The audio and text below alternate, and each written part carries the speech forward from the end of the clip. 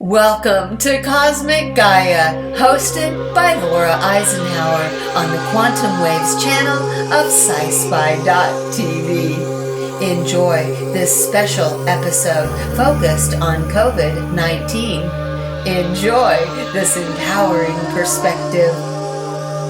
Hello, and thank you so much for joining us. I'm so delighted to have with me today my dear friend and global alchemist, Laura Eisenhower. Welcome, Laura. Thank you so much, Suzanne. Good to be here. What strange and surreal times we're going through. A major global shift in consciousness. And I'm so excited to hear your enlightened perspectives, Laura. Oh, well, thank you so much. Yes, it's pretty intense all across the world with quarantines. And I know a lot of people are grappling with what to believe, what not to believe. And there's a lot to share about that. But from an astrological perspective, I got some interesting stuff to share. Yay! We just had a new moon. Yeah, Tuesday, we had a new moon. I mean, I could jump right into that. I'll ask your permission before I go off. I love the astrological perspective. Nice. So we had a new moon Tuesday, and I guess it's Thursday. Time is just like, doesn't even exist right now. Gosh. And actually the sun and new moon were conjunct and still pretty much are conjunct Chiron, the wounded healer. So I think it's really pushing people to the edge when it comes to unprocessed wounds, just the panic and fear that comes with these sort of things. I know we haven't really experienced this in our lifetime, but there can be a lot when it comes to Chiron. It can bring us into past lives, maybe times that we've survived or not survived catastrophes, pandemics in the past, global cataclysms, and what was maybe the end of the world way back when. And I was sort of joking with my husband that, you know, we have dead bodies strewn across many cycles of history. All of us do. I mean, we have skeletons somewhere that are ours, that were bodies that we once occupied. And here we are, trying to lift the veil between life and death, moving into this, powerful, transformation. But if we don't ride those waves, if we can't connect with that frequency, it's very easy to be locked in a loop. Our mental bodies can get caught in the tangles of confusion, survival, and also, being resourceful. Like what do we need to do to prepare ourselves? Not to come from a fear-based place, but just preparedness. And hopefully people aren't going into that survival chakra because it's very hard to make decisions with clarity. But at the same time, a little bit of that caution or fear can keep us on our toes and make sure that, we are covering our bases. So it's definitely something we're all managing in our own way. But what people might have noticed yesterday, we've been having some really tense aspects with the dwarf planet called Eris. Eris is considered the goddess of strife and conflict. So I don't know if people have been experiencing this lately. It might have been yesterday. It might still be today.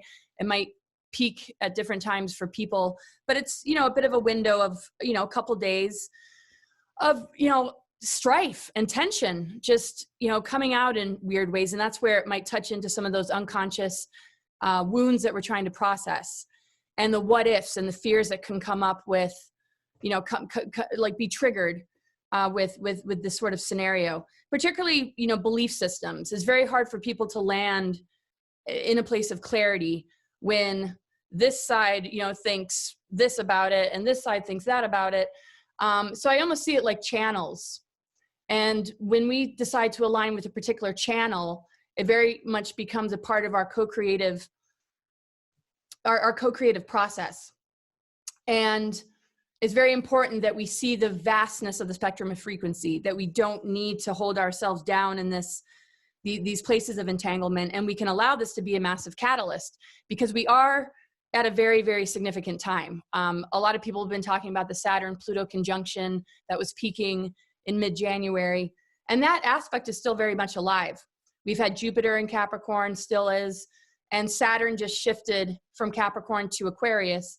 And so because that's been very close to the South Node, it's really taken us into the dark cycles of history, our memories, like I said before, of maybe when we survived something or didn't survive something, and how that extra panic that might be more unconscious or in our cellular memory, is very difficult, for some people. Plus ancestral patterns. If we had ancestors, which we all have, that survived these sort of things or didn't survive these sort of things, that genetic code is, passed down. So sometimes when these things pop up, it's our chance to clear the ancestral patterns, reset the energy, not be in the survival so much, but be willing to be more transparent with the wounds, or else we end up acting out. And particularly with Eris, the goddess of strife and conflict, it can be very easy to act out these stresses and put them on some other storyline or picture, where it's more of an important time to really look at it and be as honest and clear with ourselves as possible, and engage in conversations that will help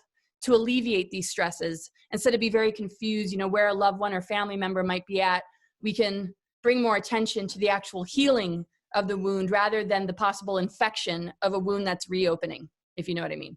Absolutely.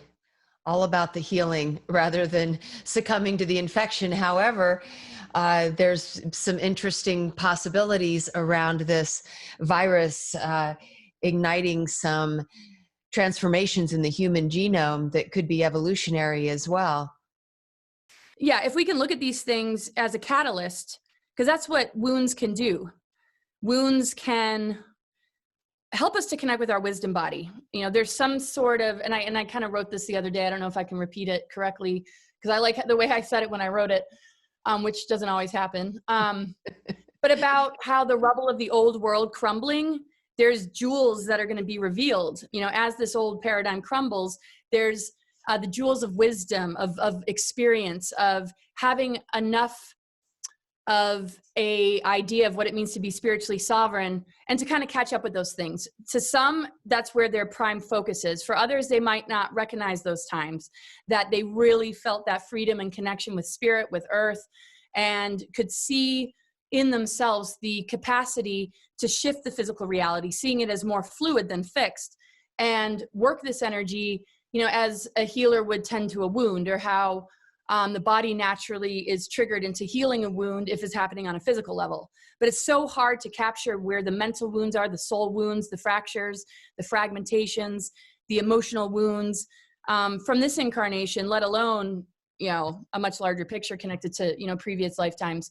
So our capacity to really look at it for what it is and leverage it to gain, knowledge and a true, healing path that is more holistic, more based on body, mind, spirit, all these different levels of our being, we can begin to see the more multidimensional and see a much larger picture. So when we bring attention to those wounds, they almost need they need that storyline connected to it to understand the root of it. But if we get too caught in the story and we lose a sense of the bigger picture, then we won't necessarily leverage these times. Very often when people feel wounded and they can't quite get to the root of it, that's when they might give their power away to different aspects of the medical industry and end up going on pharmaceuticals, which suppresses the initiations that are available. And so it's really important for people not to panic, to do that inner work, to be willing to face the shadow, because in our culture, we're taught to just take away the pain no matter what it takes. Just make the pain go away, make the symptoms go away. And it just ends up putting Band-Aids upon Band-Aids and masks upon masks, when really this is an opportunity to get closer to ourselves, because wounds really show where we need to have not just boundaries, because some, we're very vulnerable.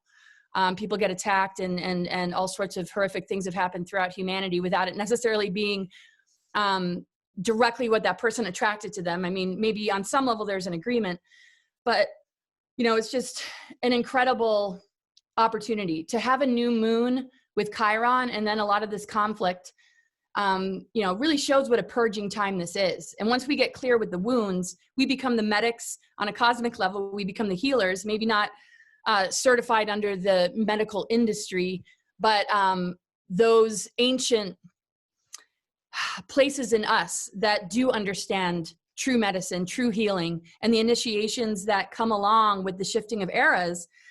It doesn't have to be as painful as it actually feels, but pain is a part of it, and it's okay. as long as we can open up what that pain is and set the creative energy free and begin to align it with our higher self and direct it and guide it into this transformation, we need to know what's available. And this is a huge shift that it could create a bifurcation as far as timelines go, but I don't want to, project on everybody's got a different way of approaching it. But when we see digressed species that lost their emotionality, lost their soul matrix, lost their capacity to reproduce, we're kind of at that crossroads where we're deciding, are we going to give our power away? Are we only going to focus on the intellect? Are we only going to focus on solutions that supplement our capacity to wake up to what we're really made of? Are we being kind of like pushed away from ourselves to choose that out of fear of what we might not have or what we might be lacking, because it's been a while since a lot of people have embodied these greater abilities? So the crossroads really, in the face of a wound, do we continue to give our power away? Is there going to be something presented to the public that pushes more of the AI and transhumanism? Or can we be a part of cultivating this profound transformation within ourselves to begin to see a positive timeline reflected back that allows us to, switch on dormant strands of DNA and really like begin to remember that we are an advanced technology and there's really nothing we can't handle. And so many of us have been prepared even before coming into this lifetime that we'd be facing such things. But some are just like, what is this? So I've been seeing a very mixed bag with clients myself. But anyway, those are just some of my thoughts. And let's look at cultivating the more positive timelines and using this as a catalyst for a positive transformation in our own lives and in the lives of everyone around the planet. And so you talked about a bifurcation in the timeline. How about if we envision what that might look like if we cultivate a positive transformational shift? I think it's very contagious, just like the so-called virus. Energy travels. When we look at like the 100th monkey, or when we walk in a room and we're holding a really strong light, other people can feel really uplifted by the presence of that one person. Also, I mean, even people who don't consider themselves very psychic could very much easily pick up on somebody's negative vibes. I mean, it's just one of those things that we do as humans, like, ooh, good vibes, bad vibes, or that person seems lost or confused.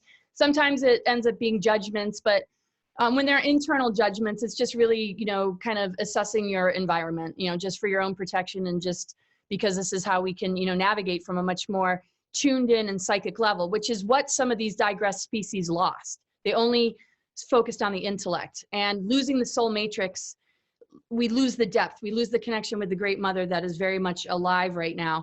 And that doesn't negate the balance with the masculine either, but there has been a huge need to understand those qualities of the great mother, the nurturing qualities, the ability to cry because you're moved by beauty, and also the desire to help heal and nurture, those around.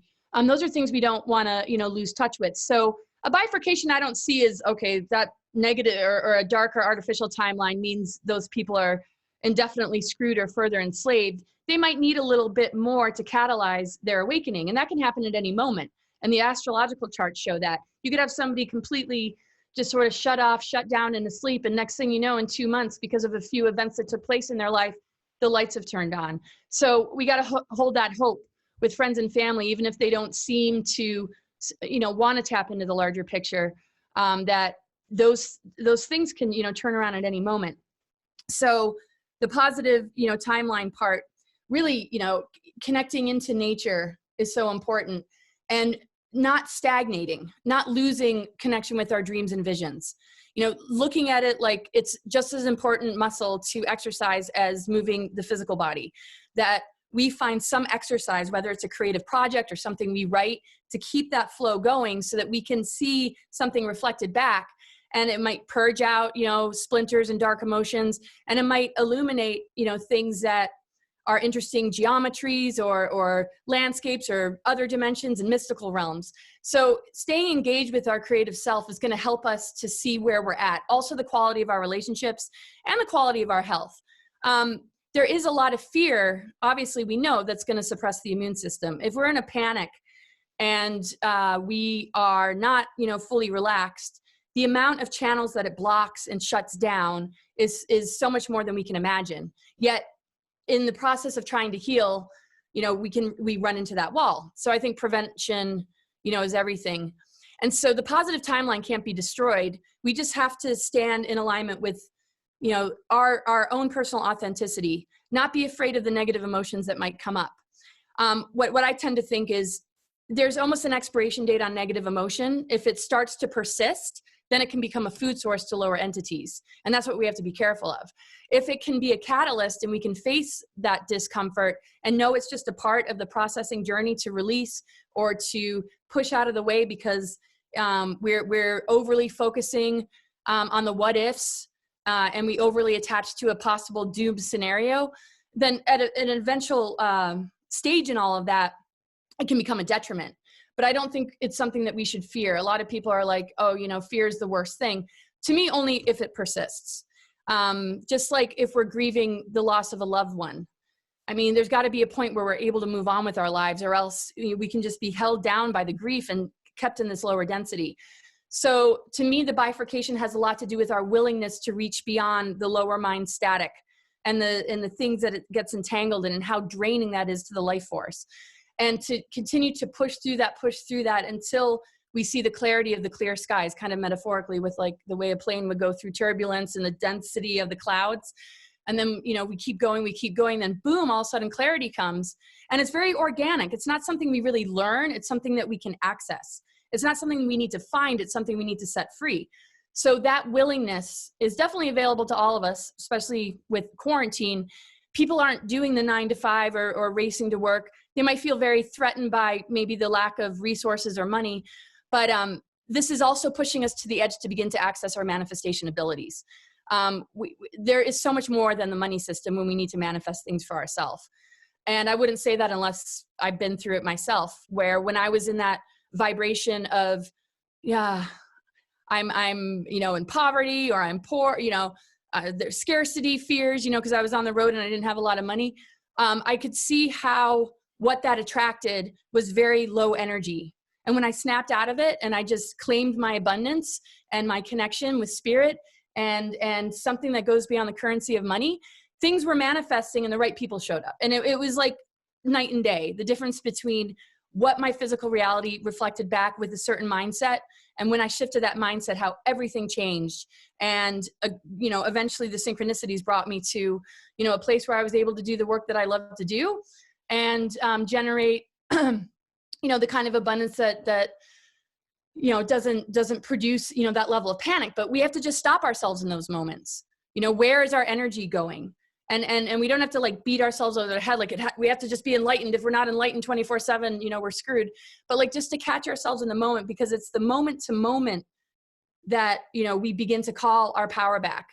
If we can change those patternings, if we find ourselves looping in something that maybe our mother or father did or grandparents, when a certain trigger happens, that's survival, you know, energy. If we can stop in those moments and rewire the brain, there's a lot of different techniques, but retune ourselves in that moment, the way the day unfolds and week and month and whatever is drastically different. So we're either on that wheel of entanglement, or we open that doorway and we give ourselves permission to connect with parts of ourselves that we might not have been taught to feel very comfortable with. They might have been projected upon. As we see with star seeds in the school systems, they tend to be medicated and misunderstood. So we have to like also remove those stigmas and not be afraid to claim our gifts and abilities. I have a lot of clients who are afraid of the ego that might come along with it. But we got to embrace ego. And if a person's in service and really bringing something of value, and there's no reason to fear claiming it and being a warrior for it and being empowered by it. People are really taught to play small, and their gifts and abilities can actually become toxic if they stay locked inside. So, you know, the best, at least what I've, you know, I'm focusing on is really praying for that liberation. You know, humanity is now opening the cage to step back in its natural habitat. It's real truth. It comes a lot more naturally than we realize. And I think people overly complicate it or overly think it and don't feel like, you know, they have what it takes. But it's the most natural part of us when we just give ourselves permission to accept both the negative and positive emotions that might come. Even though there's a lot of benevolent forces that I think are helping to guide this, it accelerates, and it's way more enhanced when we can participate. Not to the point where we give our power away to a belief system that isn't proven, but where, you know, that support is there. I mean, there's a huge difference between the success of a child who's supported by their parents and one who is ridiculed and still has to find their way, but they might have a ton more obstacles to go through than the one that, you know, had parents that believed in them and supported their unique, you know, journey unfolding. So those kind of confinements or blocks can be placed into us from outer conditioning, school systems, parents that are passing programmings down, and doesn't mean they don't love, it's just they don't know, you know, any better. So now it's really up to us and the boundaries we need to create, changing of agreements, getting out of toxic situations, and really giving ourselves the opportunity. It's kind of like there's nowhere else to go, and we're being given this amazing gift of a situation to develop this, and nobody can shut that down once it's opened up. You know, you can't cut those channels off if you're in co-creation and agreement to it, and that being your higher self, a person's higher self, and how that connects with the unified field, or what anybody's understanding of what they feel God is, which is very personal.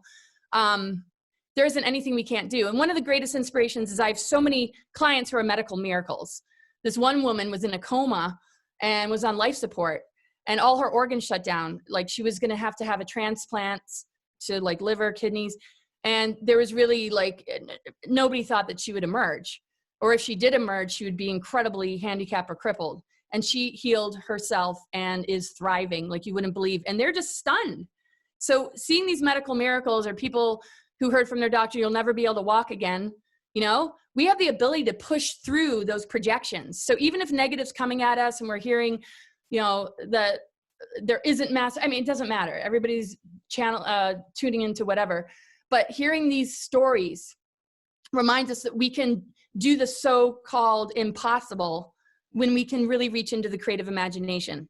So whatever limits are placed upon us right now, we have to understand they don't define us. We can push through that and be a part of this true organic timeline that absolutely can't be destroyed. It's sort of like our immune system, or just spirit. You know, we can't destroy it, but we can, you know, maneuver ourselves away from it and not have these things working for us in the way that they could, because they don't ever abandon us. But are we nurturing it? Are we taking care of it? Are we standing in alignment to it?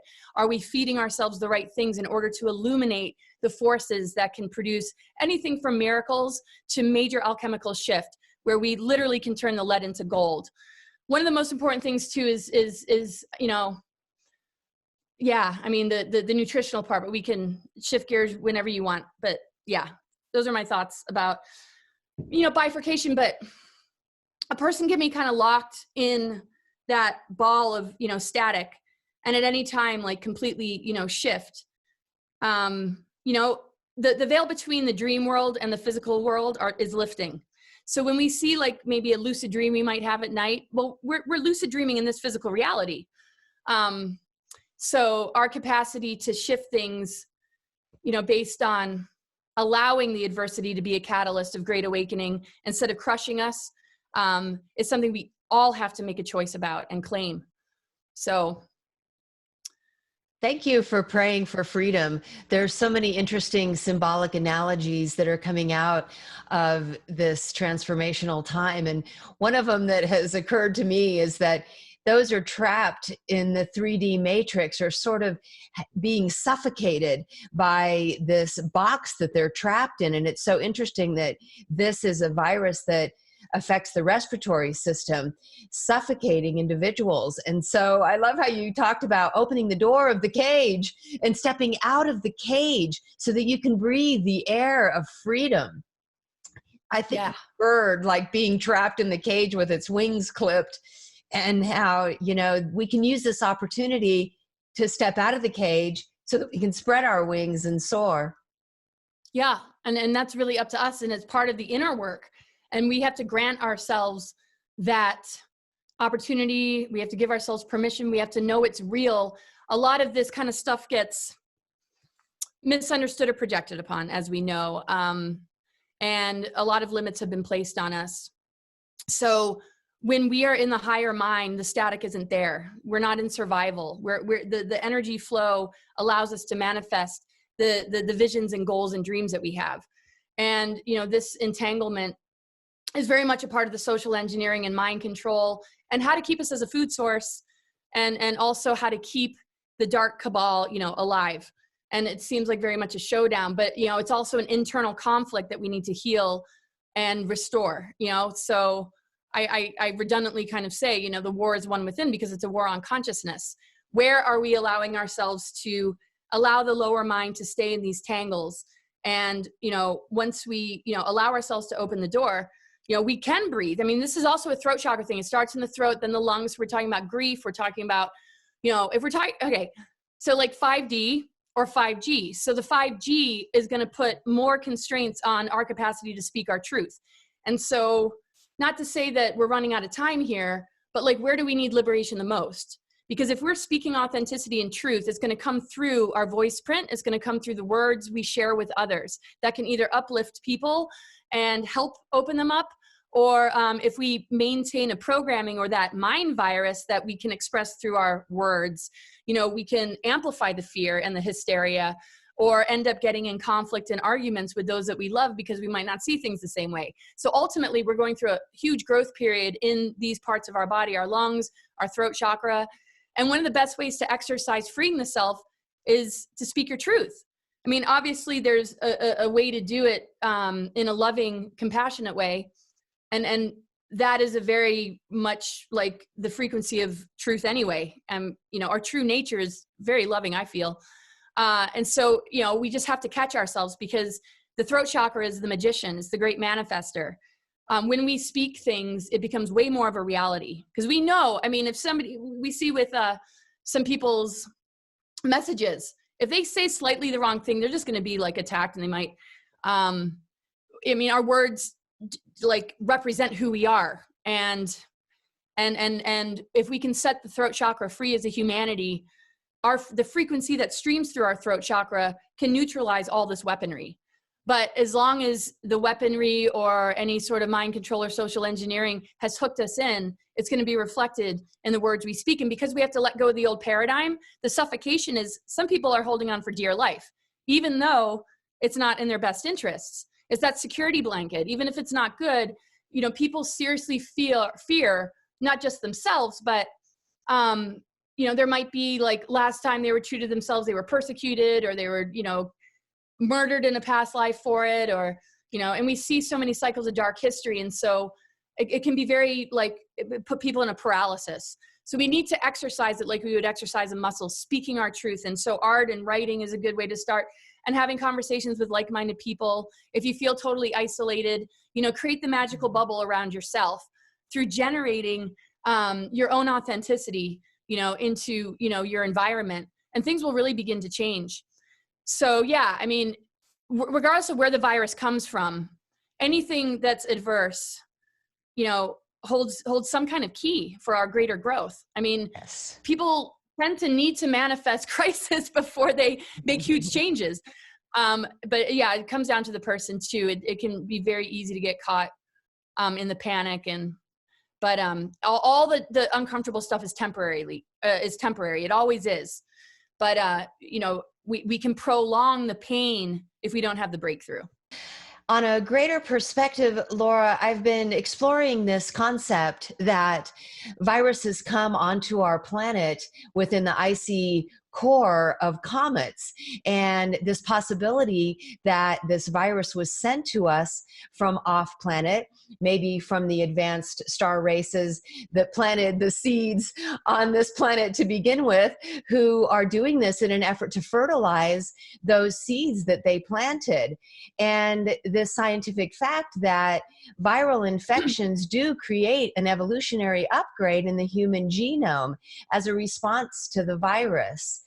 And furthermore, this idea that has been written about in ancient scriptures and in channeled material about this being the time of a harvest, when those whose seeds are sown can ascend through the gates of ascension. And this 75,000 year period, which is now this third cycle around the 25,000 year ages of the yugas, where we have this opportunity to move into this age of enlightenment, and these star races fertilizing our seeds so that those who are ready can be harvested. I know that many don't resonate with that term, but it simply means for those whose seeds have been sown. And maybe there's a reference to the seeds as actually the DNA. I'm interested in your perspective on that concept. Yes, I mean, I feel like it just, totally resonates. When we look at the different dimensional bands of energy, though, that we can relate to, the meaning behind things it is sort of, held in those spaces that we can break through. If we're multidimensional beings, we don't have to limit ourselves to just, certain beliefs about what it means. If we can see things from the higher perspective and understand it's a free will universe, and understand that in order to unlock the seals that have been placed in our DNA that have kind of separated us on a multidimensional level from the rest of ourselves, depending, where we're at, and the star chart, can help us to see, where a person's energy goes predominantly. For some, it might be in the 12th house, in the unseen realms. They have a very hard time, being in the physical, and vice versa. And we talked about that last time. But when we see like things from the highest of highest perspectives within ourselves and our own higher mind, knowing that it relates to benevolent ETs or ascended masters or things that like hold guardianship over the earth and humans, that we're descendants of, that we hold a genetic connection with, and we can see things from that perspective, then all of a sudden we don't feel so dense and like we're struggling to just go through the motions of being human. All of a sudden things start to spark inspiration, motivation, and tending to those seeds and tending to the biggest priorities, can, allow maybe its true and most original expression to come forth. But if we limit ourselves and we're just relying on, belief systems or everything that we hear in the news, I think we miss a huge opportunity to really connect with the parts of ourselves that we should learn to trust more. We're not just dumped here to have a miserable time and to just have nothing but catastrophes and pandemics and illnesses. I think through all these cycles of reincarnation and just gaining a really wide spectrum of experiences, even, not necessarily on this earth, there's a certain level of mastery that emerges. And I think people are way more ready to claim that than ever before. It doesn't mean, ooh, we're masters and we've learned it all. It's the mastery in the moment of how to maintain the energy flow and connection. Because we're still dealing with duality. We're still dealing with things that aren't necessarily the trajectory that we're on, that we might witness, with somebody else, because they still need to go through some stuff or experience certain things before they can see that larger perspective. But the fact that any individual is holding it is just as contagious.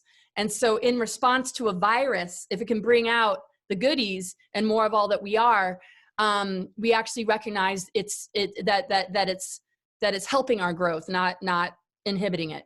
So I absolutely resonate with what you said. I haven't really heard that perspective, so it's really cool. Yes. And so in addition to the scientific evidence around viral infection causing evolutionary shift in the human genome, there's also the spiritual side that this viral global event is creating with this pause, and everyone having the opportunity to have more time to reflect on those things in their life that may or may not be conducive to their well-being, and also taking time to cherish that which they adore, spending more time with their loved ones, spending more time doing what they really enjoy doing. So again, with the evolutionary shift, and we see this in our own life. If we hold on to heartbreak, if we went through a breakup and that heartbreak just is eating us alive, and it's time for life to shift and take us to maybe our true love, but we're not willing to go there because we're so heartbroken and we're not able to let go of it. I mean, we see in a individual life how sabotaging that can be, holding on to something that needs to be released.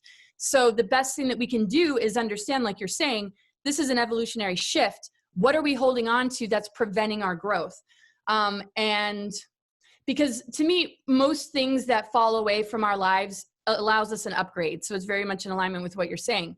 This virus is allowing us an upgrade. Where it came from, if it's a bioweapon, if it's just a front, there's all these different possibilities. But again, I feel it's not so much about worrying about that. I mean, we can all have discussions and contemplate it, because that's, an important part of our journey.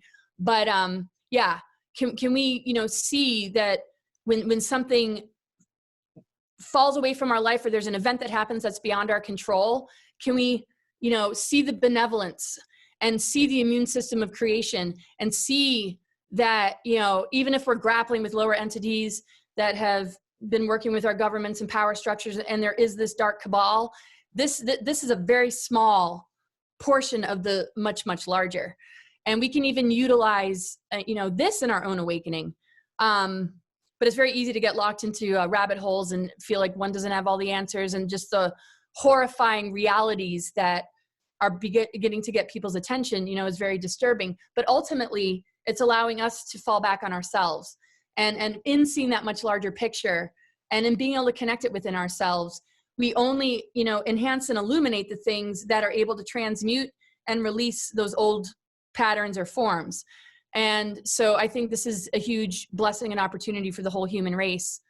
And when people see in the face of disaster, people coming together, being generous and loving each other, there's two types of people: either the hoarders and it's all mine, you can't have it, and screw you, and like stay away from me. And I know, okay, we all have to keep a distance. And then, what gets triggered out of some people is a much larger heart, recognizing priorities. And so when we look at some of these vengeful races, or these groups that, have played more of a dark role, and some of the humans they've infected, adversity only leads to more victimhood and revenge versus, somebody really waking up to their divinity. So we have a choice right now. Are we going to choose our greater self? Are we going to choose our greatness, our divinity, our inner beauty? Or are we going to be sucked into the group that really exhausts itself trying to fight something that we ultimately have to overcome within?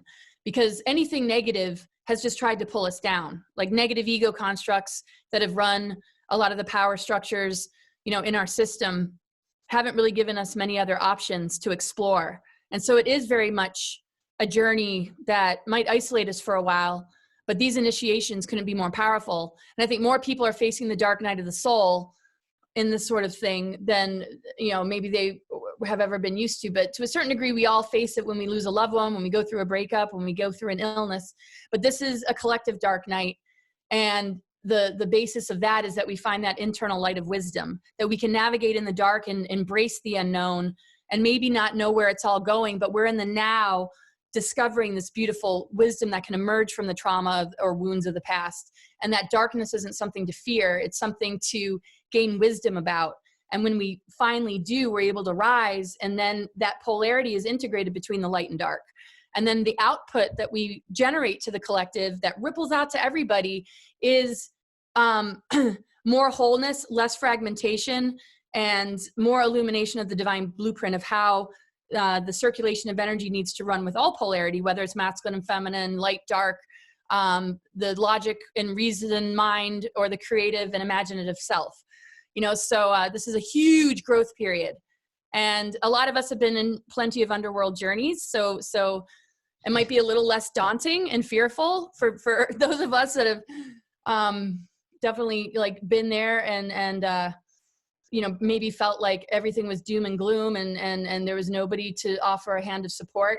Once we gain that wisdom, that's when everything changes. We might hit that rock bottom and feel like everything's dying, and then all of a sudden something comes back up to the surface, and that internal light is the true spiritual light that helps us to bypass these limits and belief systems that have caused people to mainly argue over things that should actually unify and distance themselves from each other because they've been taught to stand for this God or this religion or this political party.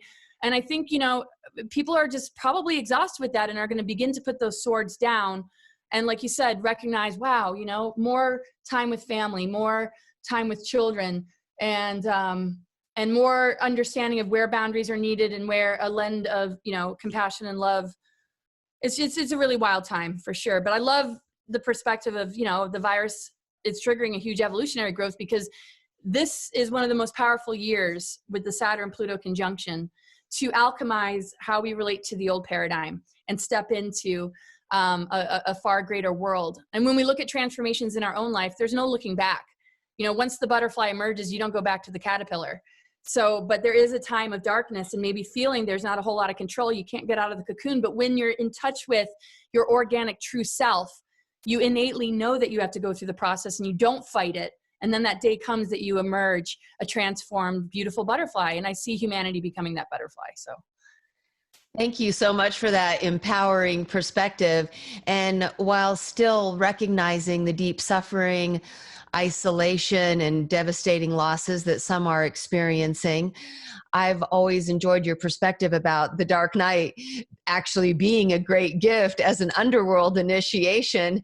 And when you emerge, the light that you emerge into is bigger and brighter than it ever was before. And so I am embracing this possibility that this virus has been sent to us from advanced star races or ascended masters as a gift, gifting us with this opportunity for an upgrade to the human genome and gifting us with this opportunity of time to really embrace that which is most precious to us and to explore more deeply our spiritual path and experience personal growth.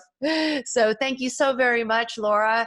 I really appreciate your time, and I look forward to exploring more of these advanced concepts with you on your show, Cosmic Gaia, on Sci-Spi.tv. And I understand that you will be creating some weekly 15-minute videos that offer some really valuable insight for us, and I so appreciate that. Oh, well, thank you. I'm so grateful for you hosting me on that platform and having me today. And yeah, we also have to remember, the veil between life and death is lifting. We can feel so victimized by the things that have been ripped from us, but we can't lose those that we're truly connected with ever. And we're about to recognize a much, much larger picture connected to the fullness of our multidimensional being. And hopefully, people will begin to, generate that beautiful positive energy that feels like genuine. So I thank you, so much, and I appreciate just our time together. Aww. And thanks, everybody. Love and many blessings. Namaste to all. Thank you for tuning in to Cosmic Gaia, hosted by Laura Eisenhower on the Quantum Waves channel of Sci-Spi.tv, merging science and spirituality.